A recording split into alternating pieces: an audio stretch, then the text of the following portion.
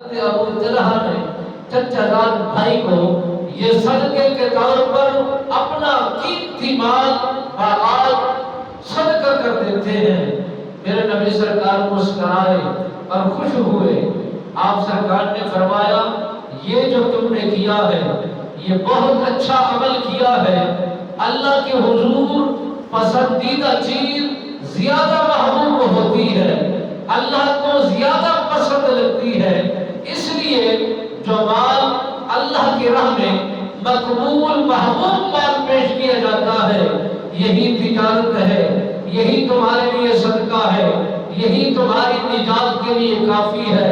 یہی مال جو تمہیں محبوب لگتا ہے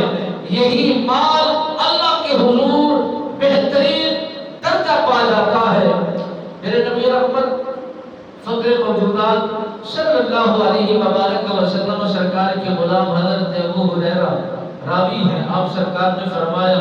جس طرح انسان اپنے جانوروں کی تربیت کرتا ہے، اسے پالتا ہے، دیکھ بھال کرتا ہے، چارہ ڈالتا ہے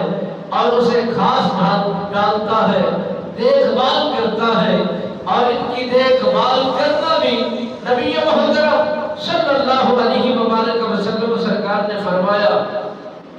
یہ صدقہ ہے، انسان کو بہترین ثمار دیتا ہے۔ اور یہی صدقہ کرنا یعنی اللہ کے راہ میں مال و زر صدقے کے طور پر ادا کرنا، مالک بے نیاز اسے پالتا ہے، اس کی دیکھ بھال کرتا ہے۔ قیامت کی صبح جب عدل کا میدان ہوگا، نفس نفسی کا عالم ہوگا،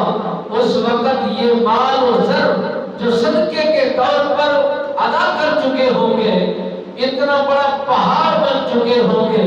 کہیں احد پہاڑ ہوگا، کہیں اور پہاڑ ہوگا، یہ پہاڑ کے ذخیرے اور پہاڑ کے انبار نظر آئیں گے۔ تو نبی رحمت فخر موجودات صلی اللہ علیہ وسلم سرکار کے دربار مہربان میں صحابہ نے عرض کی یا رسول اللہ صلی اللہ علیہ وسلم صدقہ کرنے سے